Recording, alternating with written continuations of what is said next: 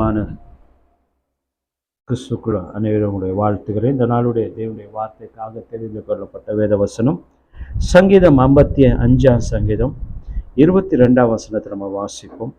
கர்த்தர் மேல் உன் பாரத்தை வைத்துவிடு, அவர் உன்னை ஆதரிப்பார், நீதிமானை ஒருபோதும் தள்ளவிட மாட்டார். இந்த வசனத்தை வாசிக்கிற போது தேவன் தாவீதுக்கு ரொம்ப சுமார் 73 சங்கீதங்களை தாவீது எழுதியிருந்தாலும் அவருடைய வாழ்க்கையில் பலவிதமான கஷ்டங்கள், பலவிதமான பிரச்சனைகள் மத்தியில் அவன் குடும்பத்தார் வெறுத்து, அவனுடைய சகோதரர்கள் வெறுத்து, சமுதாயத்தில் அநேகர் வெறுத்து அப்படிதான் இருக்கிற போது அவனுடைய பாரத்தை எங்கே வைக்கும்னு அவன் நினைச்ச போது அவனுக்கு கிடைச்ச ஒரே ஒரு விடை எது நீங்கள் பார்த்தீங்கன்னாக்கா கர்த்தர் தான். நீங்கள் பார்த்தீங்கன்னாக்கா கர்த்தர் மேல் உன் பாரத்தை வைத்து விடு, அவர் உன்னை நபரோட ஆதரிப்பார். இன்னைக்கு அநேகருக்கு பாரம் இல்லாத எந்த மனுஷன் கிடையாது, எந்த ஒரு கஷ்டம் இல்லாத எந்த மனுஷன் கிடையாது, வியாதி இல்லாத எந்த ஒரு மனுஷன் கிடையாது, பிரச்சனை இல்லாத எந்த மனுஷன் கிடையாது. யாரை கேட்டாலும் அவன் பெரிய கோடீஸ்வரனாக இருந்தாலும் அவனுக்கும் பல பிரச்சனைகள் இருக்கும். அவனுக்கு இல்லாத எந்த ஒரு நோயும் இல்லாமல் இருக்கவே இருக்காது. எல்லாருக்கும் ஒவ்வொரு பிரச்சனை. ஆனால் இந்த பாரங்களை நாமே சுமந்து கொண்டிருக்கிறத காட்டிலும் நம்முடைய பாரங்களை சுமக்கக்கூடியதான ஒரு சுமை கல் போல நம்முடைய தேவனாக அவர் இருக்கிறார். நீங்க பார்த்திக்கிற போது பல கிராம பகுதியில் நீங்க பார்க்கிற போது இந்த கூலி வேலை செய்ய அந்த நாட்களில் மாட்டு வண்டியில் வருகிறவர், மாட்டு வண்டி இல்லாத நேரத்தில் வருகிற போது அவர்கள் புல்லையும் அநேக கேவுரு மூட்டைகளும் அரிசி மூட்டைகளை கொண்டு வருகிற போது ஒரு 10 மைல் தூரத்துக்கு, ஒரு 5 மைல் தூரத்துக்கு ஒரு சுமை தாங்கக்கூடியதான ஒரு கல் இருக்கும்.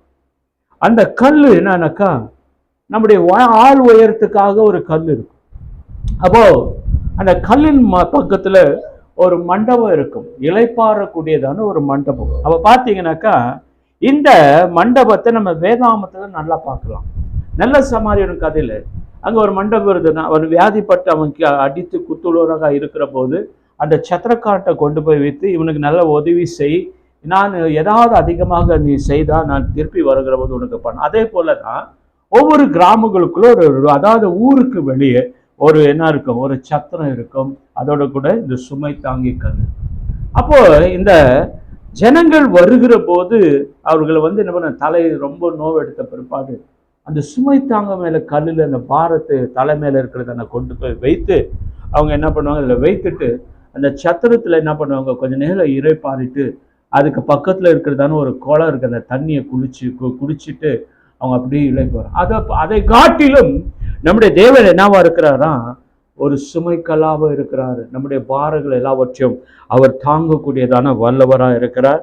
நம்முடைய தேவைகள் என்னன்னா நாம செய்ய வேண்டியது என்னன்னாக்கா, நம்ம பிரச்சனைகள் வருகிற போது மனுஷரிடத்துல போய் உதவி கேட்காதபடிக்கு, மனுஷரிடத்துல சொல்லக்கூடாதபடிக்கு நமக்கு இருக்கிறதான ஒரே தேவனாகிய கர்த்தருடைய சமூகத்துல போய் நம்முடைய குறைகள் எல்லாவற்றையும் அங்க சொல்லுகிற போதுதான் அவர் என்ன பண்ணுவார், நம்மளை ஆதரிக்கிறவராக இருக்கிறார். நீங்க பாருங்க, அநேக ரொம்ப கஷ்டமா இருக்கிற போது, கொஞ்சம் பிரச்சனையா இருக்கிற போது, ஐயோ எனக்கு ஆறுதலாக ஒரு வார்த்தை சொல்றதுக்கு யாருமே இல்லையா, என்னை ஆதரிக்கிறதுக்கு ஒருவரே இல்லையா, எனக்கு உதவி செய்யறதுக்கு ஒருவரும் இல்லையா, அப்ப என்னுடைய பாரத்தை நான் யாருக்கிட்ட இறக்கி வைக்கணும்ன்றது சொல்லி இன்னைக்கு அநேக பேர் கவலையோட கண்ணீரோட இருக்கிறார். ஆனா இன்னைக்கு உலக பிரகாரம் மனுஷன் இன்னைக்கு என்ன பண்றான், மனுஷனுடைய உதவி தான் அதிகமாக நாடி தேடி ஓடுகிறவனா. ஆனா கிறிஸ்தவர்களாகிய நமக்கு எல்லா வசனங்களும் தெரிந்திருந்ததுனாலே நாம என்ன பண்ண முடியும், பாரங்களையும் நம்முடைய எல்லாவற்றையும் காரியங்களும் நம்முடைய கர்த்தராகிய இயேசு கிறிஸ்துவை நம்ம சொல்லுகிற போது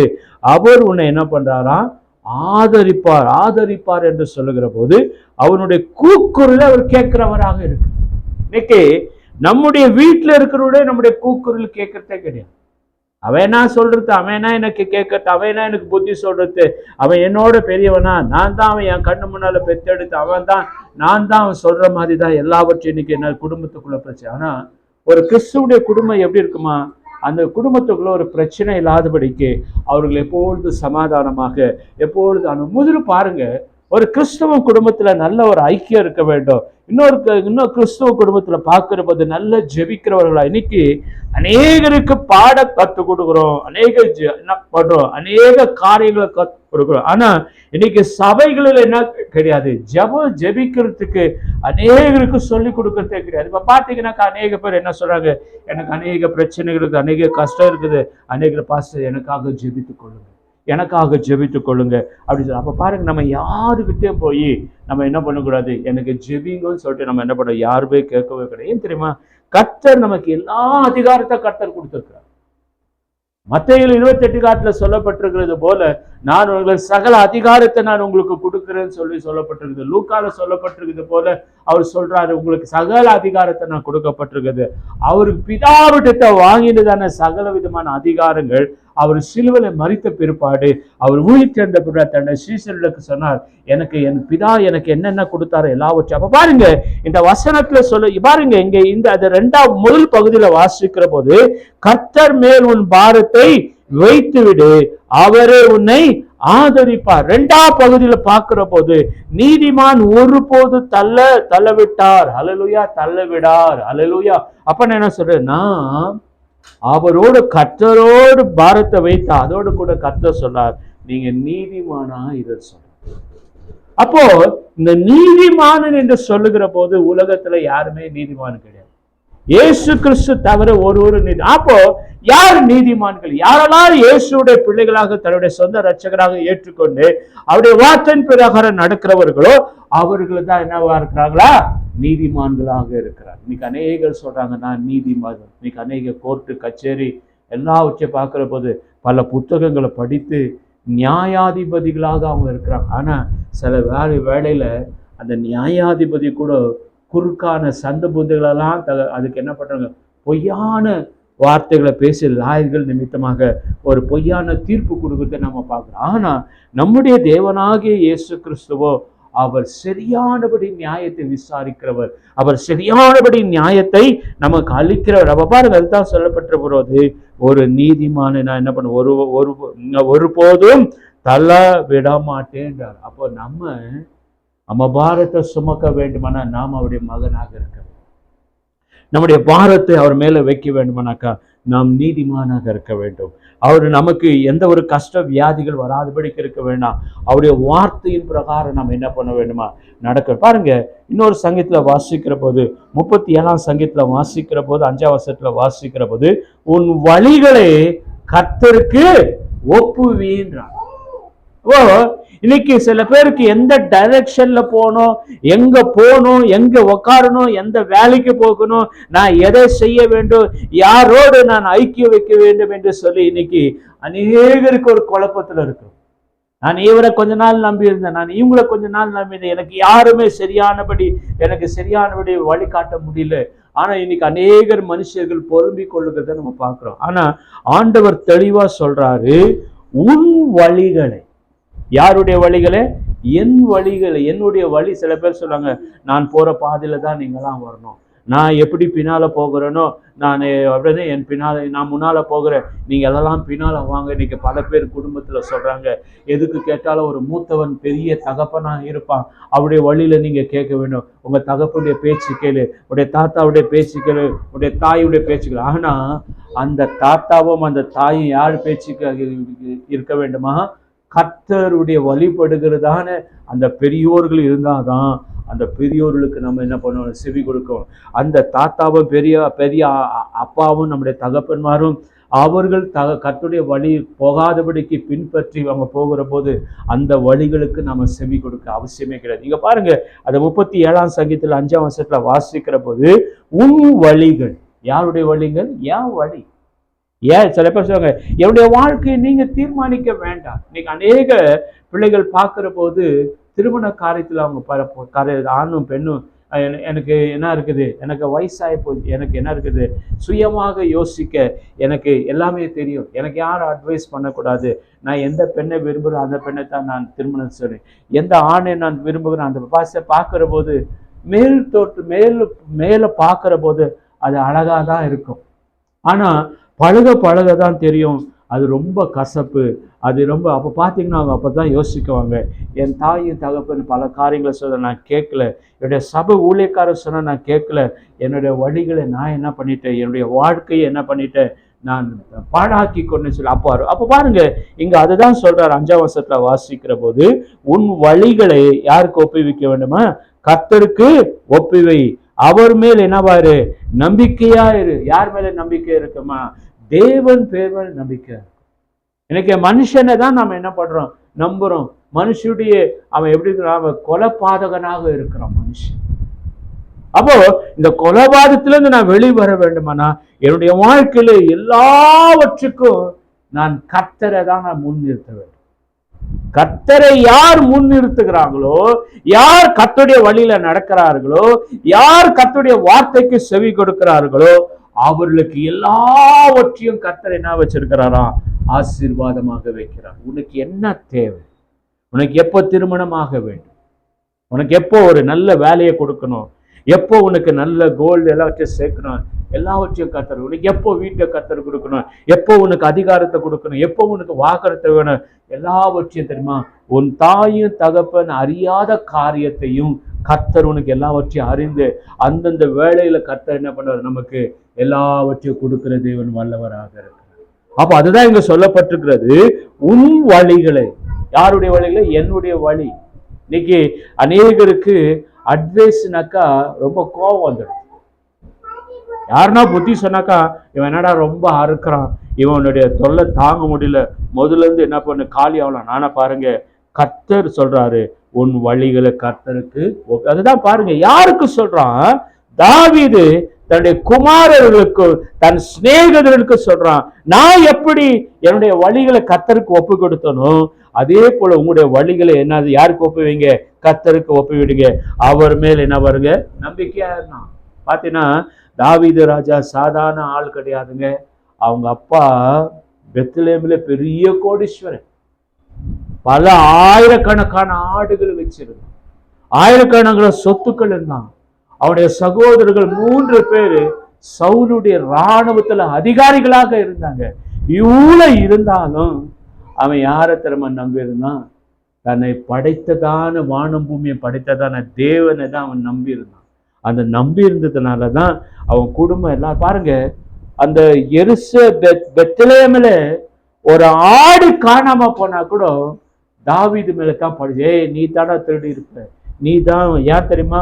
உன்னுடைய தகப்பனே உன்னை நம்பல, உன்னுடைய தாயும் நம்பல, உன் சகோதரர்கள் நம்பல, உன்னையே வெளியே தள்ளிட்டாங்க. அப்போ நீ என்ன பண்ண? இந்த கோபத்தை எங்க ஆட்டு மேலேயோ எங்க குதிரை மேலே காமிச்சிருப்ப, நீ தான் திருடிப்ப. யார் திருடினாலும், யார் தவறு செய்தாலும் அவன் என்ன பண்ணாங்க? பழி யார் மேல கொண்டு வருவாங்க? அப்ப பாருங்க, அவன் சொல்றான், அதுதான் சொல்றான். அப்போ உன் வழிகளை கர்த்தருக்கு ஒப்புவி, அவர் மேல் என்ன அவரு? நம்பிக்கையாயிரு. அவர் என்ன பண்ணார்? உன்னை காரியத்தை என்ன பண்ணுவாரா? வாய்க்க பண்ணுவார். அல்லேலூயா. எதை செய்தால் ஆண்டவரே இது என்ன, இது நான் இதை வாங்குறேன், இது உங்களுக்கு சித்தமா இருந்தாலும் நீங்க எனக்கு வாய்க்க செய். நான் இந்த வேலைக்கு போகிறேன், அந்த வேலையில நான் சரியா இருக்க வேண்டும், அந்த வேலையை உங்களோட கருத்துல ஒப்படுகிறேன். நீங்க அந்த இடத்துல நான் இருக்கணுமா? நீங்க தான் முடிவு பண்ணணுமா? என்னுடைய வாழ்க்கை இப்படியாக போய்கொண்டிருக்கிறது, என் வாழ்க்கையை உங்களுடைய கருத்துல ஒப்படுகிறதாச்சா? என் வாழ்க்கையை திசை மாறி போகாதபடிக்கு உங்களுடைய வழியில நான் உண்மைத்தான் நம்பி இருக்கேன். கொஞ்ச நேரத்துக்கு முன்னால போனோம், நான் உண்மைதான் நம்பி இருக்கிறேன். அல்லேலூயா. நம்ம பொண்டாட்டியை நம்புறதோ, புருஷனை நம்புறதோ, பிள்ளைகளை நம்புறதோ, ஆஸ்தியை நம்புறதோ, வீடு வாசல் நம்புகிறதோ, வாகனத்து மேல் நம்புகிறது, இதெல்லாம் அது வரும் போகும். ஆனா நம்மோட கூட சதா காலம் இருக்கிறவர் யார் பார்த்தீங்கன்னாக்கா, நம்முடைய ஆண்டவராகிய இயேசு கிறிஸ்து தான் நம்மோட கூட இருக்கிறார். அதுதான் சொல்றார் கடைசியில, நான் அவர் மேல் என்னது? அவர் மேல் நம்பிக்கையா இருங்க. இந்த கடைசி பகுதியில் வாசிக்கிற போது அங்க காமா புல் ஸ்டாப் அது முடிச்ச பிறகு அவரே காரியத்தை வாய்க்க.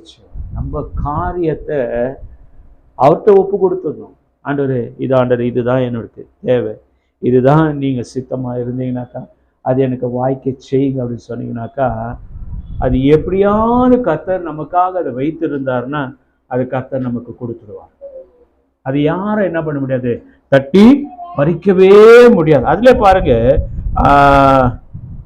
37 அல்ல 24 வாசிக்கிற போது, அவன் விழுந்தாலும் தள்ளுண்டு போவதில்லை, கர்த்தர் தமது கையினாலே அவன் என்ன பண்ணுவாரா, தாங்குவார். அல்லேலூயா. அவ்வாறு நம்ம கீழே விழுந்தா, சில பேர் சொல்லுவாங்க, நான் கீழே விழுந்தாலும் மீசில் என்ன அது மண் ஓட்டாது அப்படின்வாங்க. அதெல்லாம் இல்லை, பேச்சுக்கள். ஆனா நான் கீழே விழாதபடிக்கு தன் தூதர்களை வைத்து அவர் என்ன பண்றாராம், பாதுகாக்கிறவரா. பாருங்க, இயேசு ஞானசானம் எடுத்து அவர் 40 நாள் உபவாசித்த போது தடமாடி கொண்டிருக்கிற போது பிசாசு வந்து அவரை பரிகாசம் பண்ணுகிற போது, அப்போ சொல்றாரு, இதோ நீ தடமாறி விழுற இருக்கிற, பசியா இருக்கிற, உன்னை காக்கும்படியாக கர்த்தர் உன்னை தேவ தூதர்களே அனுப்புவார். அப்ப கர்த்தராக இயேசுக்கு என்னை காக்கும்படியாக என்ன பண்ணுவாராம், தூதரை அனுப்புவார். அப்போ நமக்கு வேலை செய்ய பல வேலைக்காரர்கள் இந்த பூமியில இருக்கலாம். ஆனா தேவனுடைய வழியில நடக்கிறவர்களுக்கு இந்த பூமியில இருக்கிற வேலைக்காரர்கள் அவசியமே கிடையாது. அவர் நமக்கு எப்படிப்பட்ட வேலைக்காரர் வைத்திருக்கிறாரா, தன் தூதர்களை நமக்கு வேலைக்காரர்களாக வைத்திருக்கிறார். எவ்வளவு பெரிய பாக்கியம் நம்ம படிச்சிருக்கிறோம் பாருங்க. நம்ம சொல்றோம், நான் போய் நான் வேலைக்காரனை வச்சிருக்கிறேன், என்னுடைய வேலைக்காக உங்களை வச்சிருக்கிறேன். இல்லைங்க, ஆண்டவர் ஒரு மனுஷனை உனக்கு காவல் காக்கும்படியாக அவர் மூலியமாக தன்னுடைய வேலையை கர்த்தர் நடத்தி வைக்கிறவராக இருக்கு. அப்பனா என்னன்னா, இந்த முதலாம் வசனத்திலேருந்து நம்ம சங்கீதத்தில் 55 வாசிக்கிற போது நம்ம பாரத்தை எங்க வைக்கணுமா, அவர் மேல் வச்சுக்கணும். அவர் மேல் வச்சுக்கணும். அவர் நம்மளை என்னவா இருக்கிறாரா, ஆதரிக்கிறார். 37:5 வாசிக்கிற போது நான் அவரை நம்பி இருக்கிறேன், என் நம்பிக்கையே அவர் தான். இன்னைக்கு என்ன பண்றாங்க, எனக்கு 10 வீடு வாடகை வருது, அந்த காசு இருந்தா நான் வாழ்நாள் முழுது பார்த்தீங்கன்னா அதை சொல்லி அடுத்த 10 நாள் அவன் செத்து போயிடுவான். நம்ம வாழ்க்கை, நம்முடைய கிறிஸ்தவனுடைய வாழ்க்கை உலகத்தின் மேல ஆசையே, உலகத்து மேல் பொருள் மேல நம்பி இருக்கிறதல்ல. நம்முடைய வாழ்க்கை கர்த்தரை தான் நம்பி நம்ம வாழ வேண்டும். அவரை நம்பி இருக்கிற பிள்ளைகளுக்கு ஒரு நன்மை என்னது, குறையில்லாதபடிக்கு அவர் நம்மளை என்ன பண்ணுவாராம், அவர் நடத்துகிற. வாசிக்கலாம், மத்திய அதிகாரம் 6ஆம் வசனத்துல, 6ஆம் அதிகாரம் 25ஆம் வசனத்துல வாசி. ஆகையால் எண்ணத்தை உண்போம், எண்ணத்தை குடிப்போம் என்று உங்கள் ஜீவனுக்காக எண்ணத்தை உடுப்போம் என்று உங்கள் சரீரத்துக்காக கவலைப்படாதீர்கள் என்று உங்களுக்கு சொல்லுகிறேன். ஆகாரத்தை பார்க்கிலும் ஜீவ உடையவனாய் இருந்து சரீரமும் எனது விசேஷித்தமான அல்லவா. அவர் சொல்றாரு பாருங்க, நம்ம இன்னைக்கு எல்லாம் யோசிக்கிறது, எப்போ பார்த்தாலும் பேசணும், நாளைக்கு என்ன செய்யணும், நாளைக்கு என்ன சாப்பிடணும், நாளைக்கு காசு இல்லையே, எதை வாங்கணும், நாளைக்கு துணி வாங்கணும், எனக்கு அதை வேணும் இதை வேணும். இதே கவலையில தான் இன்னைக்கு மனுஷன் ஓடிக்கொண்டே இருக்கிறான். அடுத்த மாதம் என்னுடைய குடும்பத்தை நான் எப்படி நடத்துவேன், அடுத்த மாதம் நான் என்ன செய்வேன், அடுத்த மாதத்தில் எனக்கு வீடு இல்லையே, வாடகை கட்ட முடியலையே, எல்லாம் நம்ம இதை தான் யோசித்து கொண்டிருக்கிறோம். அப்போ பாருங்க, கர்த்தர் அதுதான் ஜனங்களை சொல்றாரு. பார்க்குறங்க, இதோ இந்த பறவையை பாருங்க, அது என்னத்துக்காக கவலைப்படுத்த கிடையாது, அது எதுக்கும் சாப்பாட்டுக்கு கவலைப்படுத்த கிடையாது, உணவு அதுக்கு துணிக்கு படுக்கிறதுக்கு விட இல்லாதபடிக்கு அது கவலை. ஆனா அத்தையே நான் போஷிக்கிறேன், ஆனா நான் அதிகமாக விசேஷமாக ஒரு மனுஷனை நான் நேசித்து உண்டாக்கி மிருகத்துக்கே, பறவைக்கும் கிருமத்துக்கே நான் உணவு அழைக்கிறேனாக்கா, நான் நம்பி உருவாக்குனதான என்னுடைய மனுஷனாகி என்னை போல சாயலுடனே நான் அவனுக்கு உடுத்த நான் கவலைப்பட மாட்டேனா, அவனுக்கு ஆகாரம் கொடுக்க நான் கவலைப்பட மாட்டேன் எல்லாம். ஆனா நாம தேவனை மறந்து தேவன் மேலதான் நம்மளோட கவலை வைக்கணும். தேவன் மேலதான் நம்ம என்னவா இருக்கணும், ஒரு சித்தமாக இருக்கணும். தேவன் மேலதான் எல்லாவற்றையும் நாம நம்பி இருக்கணும். அப்ப பாத்தீங்கன்னா அதுதான் சொல்லப்பட்டு, ஆகையால் எண்ணத்தை உண்போம். என்னது, நம்ம கவலையே படக்கூடாது. நாம கவலைப்படுகிறது அல்ல, கவலைக்குள்ள இருக்கிறவர்களை நாம ஆண்டவர்கிட்ட கொண்டு வர வேலையதான் நம்முடைய வேலை. பாருங்க, அங்க 2ஆம் பகுதியில வாசிக்கிற போது எண்ணத்தை குடிப்போம். இன்னைக்கு குடிக்காரனுக்கு ராத்திரி குடிச்சிடுவாங்க, காலையில ஏஞ்ச உடனே ஐயோ இன்னைக்கு குடிக்கு நான் எங்க போறது அப்படின்னு. ஆனா நம்ம எதுக்குமே கவலைப்பட தேவை. உனக்கு எந்த வேலையில என்ன ஆகாரத்தை கொடுக்க வேண்டும், உனக்கு எந்த நேரத்துல என்ன துணி உடுத்த வேண்டும், உனக்கு எப்படிப்பட்ட வீடு என்ன ஆசீர்வாதத்தை கொடுக்கணும், அவர் ஒவ்வொன்றுமாக அவர் பார்த்து பார்த்து செய்கிறவராக இருக்கு. அப்ப அதுதான் இது தாவீதுடைய அனுபவத்துல ஏராளமா பார்க்கலாம். அவன் ஒன்னுத்துக்கும் கவலைப்படல. அப்பா திட்டினாலும் ஸ்தோத்திரம், அவனுடைய சகோதரன் மேல திட்டினாலும் ஸ்தோத்திரம், ஊர் உள்ளதெல்லாம் மேல பழி போட்டாலும் ஸ்தோத்திரம், ஸ்தோத்திரம் ஸ்தோத்திரம். அவனுக்கு புலம்பக்கூடிய ஒரே ஒரு விடம் எது நீங்க பாத்தீங்கன்னாக்கா, அவனுடைய கர்த்தருடைய சமூகத்துல இருந்து புலம்பு. அதனாலதான் அவன் மனுஷிடத்துல புலம்பவே கிடையாது. அவனுக்கு தன்னுடைய மனைவி விரோதமா இருந்தான், தன்னுடைய மாமனார் விரோதமா, அவனுடைய பெத்த பிள்ளைகள் விரோதமா இருந்த போது அவங்களை யாரும் அவன் கடிந்து கொள்ளவே கிடையாது. அவனுடைய மனைவியை கடிந்து கொள்ள அவன் என்னன்னா திட்டிக்கின்னு போ. அவன் பையன் வந்து தொத்தினே வரான், அந்த பையன் மேல அவன் கை போடவே கிடையாது. அவனுடைய சரீரம். ஆனா அவன் முன்னால், ஆண்டவரே இவங்கெல்லாம் என்ன தொத்தின்னு வராங்க, இவங்கெல்லாம் எனக்கு உபத்திரம் கொடுங்க, நான் உங்களுக்கு கருத்தாளரை கொடுக்குறேன். ஆண்டவர் ஒரு இடத்துல முதல் ராஜாவாக யோசிக்கிற அவன் சொல்லுகிறது, ஆண்டவரே நான் எங்க வாசம் பண்ண வேண்டும் என்று சொல்லுகிற போது கர்த்தர் சொல்ல, நீ எப்ரோன்ல போய் வாசம் பண்ணுன்னு கர்த்தர் சொல்ல. பாருங்க, ஒரு மனுஷன் கர்த்தரிடத்தில் இருக்கிற நீ எங்க இருக்க வேண்டும் தீர்மானிக்கிற யாரா? கர்த்தர் தான் தீர்மானிக்க வேண்டும். நம்ம என்ன பண்றோம், நான் பிறந்த ஊரு, நான் இருந்த ஊரு, நான் இங்கதான் வாழ்ந்த, நான் இங்கதான் இருக்கேன். இல்ல இல்ல இல்ல, நீ இருக்கலாம். ஆனா கர்த்தர் உனக்குன்னு ஒரு ஸ்தலத்தை வச்சிருக்கிறான்னா உன்னை நீ அங்க போனாக்கா போயிடணும். ஆண்டவர் நான் எனக்கு இங்கே வசதியா இருக்குது, நான் இங்கே இருக்கிறேன் அப்படின்னு சொன்னீங்கன்னாக்கா அது தவறு. ஆனா இந்த வசதியோட அதிகமான வசதியை கர்த்தர் அங்க வைத்திருக்கிறார். தாவீது பாருங்க, அவன் வனாந்தரத்துல இருந்த போது அவனை கர்த்தர் என்ன பண்ணாராம்? ராஜாவாக்குனார். அவன் நினைச்சு பார்க்கல, நான் ராஜாவா ஆகவே 12 கோத்திரங்களுக்கு ஒரு வழி நடத்தக்கூடியதான ஒரு ராஜாவா இருப்பேன் அவன் யோசிக்கவே கிடையாது. அவனையே கர்த்தர் வழி நடத்தினார்னா அவனை போல அதிகமாக நேசிக்கிற நம்மை அவர் என்ன பண்றாரா? அதிகமாக நேசிக்கிறார். லூக்கா 12 அதிகாரம் 22 பின்பு அவர் தம்முடைய சீஷர்களை நோக்கி, இப்படி இருக்கிறபடினாலே எண்ணத்தை உண்போம், எண்ணத்தை உங்கள் ஜீவனுக்காக எண்ணத்தை உடுப்போம் என்று உங்கள் சரீரத்திற்காகவே கவலைப்படாதிருங்கள் என்று உங்களுக்கு சொல்லுகிறேன். பாருங்க, சீஷர்கள் 12 சீஷர்கள் இயேசுவோட கூட தான் இருந்தாங்க. அவங்க கூடவே சாப்பிட்டாங்க, கூடவே படுத்தாங்க, அவங்க குடும்பத்தை கர்த்தர் வழி நடத்தினாங்க. ஆனா அவங்களுக்குள்ள ஒரு பிரச்சனை இருந்துச்சு. ஐயோ நாளைக்கு எப்படி போவோமோ, இவர் பார்த்தாங்க எப்ப பார்த்தாலும் நான் கொஞ்ச நாள் இருப்பேன், அதுக்கப்புறம் மறிப்பேன், மறாத நாள் உயிர் தெழும்பேன், 3ஆம் நாள் நான் மறுபடியும் பரலோகத்துக்கு போவேன், இவர் போன பிற்பாடு நம்முடைய வாழ்க்கை என்ன? இவங்க இதுக்குள்ள ஒரு கவலை ஓடிக்கொண்டு உள்ள ஒரு சர்க்கிளுக்குள்ள ஒரு பேச்சு அப்படி போய்கொண்டு, இன்னொரு பக்கம் பார்த்து கர்த்தருடைய வசனத்தை கேட்டுக்கிறேன். இந்த 2 காரியங்கள் இருக்குது. அவர் சீஷர்களை பார்த்து அதான் சொல்றார். பின்பு அவர் தம்முடைய சீஷர்களை நோக்கி, இப்படி இருக்கிறது. என்னது எப்படி இருக்குது? அவர் சொன்னதும் நிறைவேறும். அவர் போன பிற்பாடு தன் சீஷர்களுக்கு என்னென்ன செய்ய வேண்டும் எல்லாவற்றையும் செய்து அவர் வைத்திருக்கிறார். ஆனா சீஷர்களுக்கு தான் இதை புரிந்து கொள்ளாதபடிக்கு, ஐயோ நம்ம எப்படித்தான் வாழ போகிறோம், 3.5 வருஷம் நல்லா ஊழியத்தை சேர்த்த, நல்லா சாப்பிட்டோம், நல்லா தின்னு தேத்து உடம்பெல்லாம் நல்லா ஆயிடுச்சு, எல்லாம் ஆயிப்போச்சு, இப்போ இவர் போயிட்டாக்கா நம்முடைய சோம்பேறித்தனம் எப்படி? அதுதான் பேதுரு என்ன பண்ணான், இயேசு எவ்வளோ அவனுக்கு பிரசங்கத்தாரு, ஆனா அவன் மீன் பிடிக்க போயிட்டான். நம்ம என்ன பண்ண, நாளைய தினம் நம்முடையதல்ல, நாளைய தினம் தேவனுடையது.